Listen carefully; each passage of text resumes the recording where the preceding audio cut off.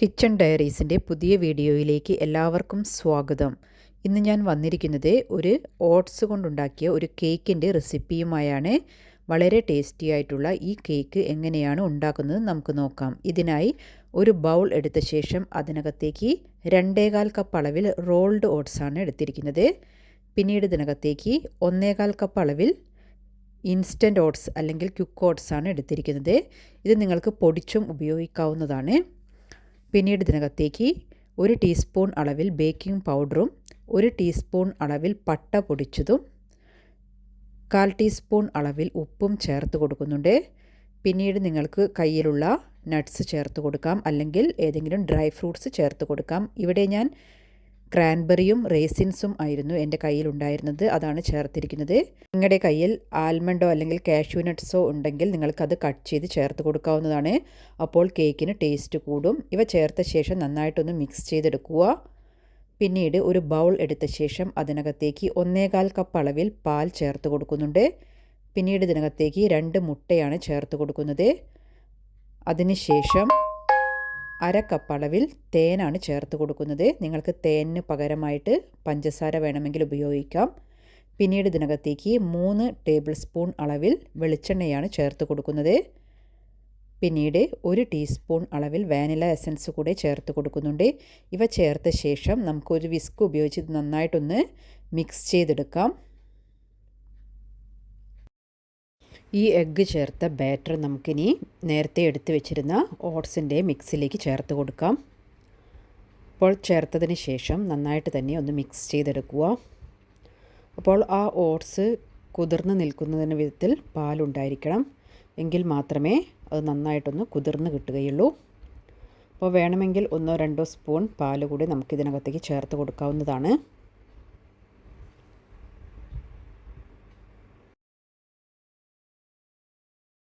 പിന്നീട് ഇതൊരു spatula use ചെയ്ത് ഒന്ന് പ്രസ് ചെയ്തതിന് ശേഷം ഇത് കവർ ചെയ്ത് ഒരു 20 മിനിറ്റ് സമയം ഞാനിവിടെ റെസ്റ്റ് ചെയ്യാൻ വേണ്ടി മാറ്റി വെക്കുന്നുണ്ട്.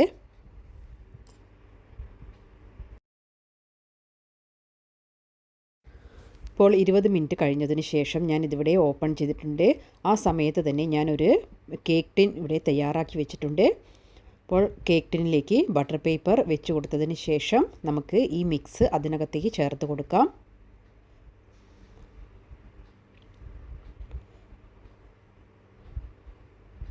അപ്പോൾ നിങ്ങൾ ആ മിക്സ് ഉണ്ടാക്കുന്ന സമയത്ത് 2 ടേബിൾ സ്പൂൺ പാൽ കൂടി അധികം ചേർത്ത് കൊടുത്തു കഴിഞ്ഞാൽ കുറച്ചുകൂടെ ഒരു മോയ്സ്ചർ ടെക്സ്ചറിലാണ് ഇതുണ്ടാവുക.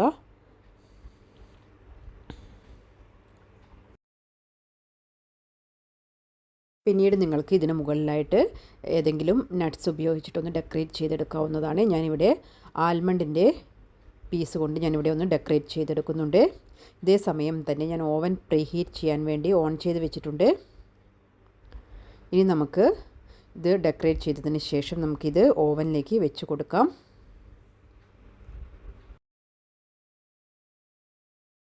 $180°C 40 മിനിറ്റ് സമയമാണ് ഞാനിവിടെ ഓവനിൽ സെറ്റ് ചെയ്ത് വെച്ചിരിക്കുന്നത്. അപ്പോൾ അതിൻ്റെ മുകൾ ഭാഗം ഏകദേശം ഒരു ഗോൾഡൻ ബ്രൗൺ കളറായി വരുന്ന സമയത്ത് നമുക്ക് ഇത് ഓപ്പൺ ചെയ്തതിന് ശേഷം ഒരു ടൂത്ത് പിക്ക് ഉപയോഗിച്ച് ഒന്ന് പ്രസ് ചെയ്ത് നോക്കാവുന്നതാണ്. അപ്പോൾ ചൂടെല്ലാം ഒന്ന് ആറിയതിന് ശേഷം ഞാൻ ഇതിൻ്റെ ആ ടിന്ന് മാറ്റി അതിൻ്റെ ബട്ടർ പേപ്പർ എല്ലാം റിമൂവ് ചെയ്തെടുക്കുന്നുണ്ട്. അപ്പോൾ വളരെ ഹെൽത്തി ആയിട്ടുള്ള നല്ലൊരു കേക്കിൻ്റെ റെസിപ്പിയാണ്. നിങ്ങളെല്ലാവരും ഒന്ന് ട്രൈ ചെയ്ത് നോക്കുക. ഇഷ്ടമായാൽ ലൈക്ക് ചെയ്യുക, ഷെയർ ചെയ്യുക, സബ്സ്ക്രൈബ് ചെയ്യുക. അപ്പോൾ നിങ്ങൾക്ക് ഓട്സ് ഇങ്ങനെ മുഴുവനായിട്ട് ചേർത്ത് കേക്ക് ഉണ്ടാക്കുന്നതിന് പകരം നിങ്ങൾക്ക് വേണമെങ്കിൽ ഒന്ന് മിക്സിയിൽ ഒന്ന് പൾസ് ചെയ്തിട്ടോ ഒന്ന് പൊടിച്ചിട്ടോ എടുത്തിട്ട് അതിനകത്തേക്ക് പാലിൻ്റെ മിക്സ് ചേർത്ത് ഉണ്ടാക്കാവുന്നതാണ്.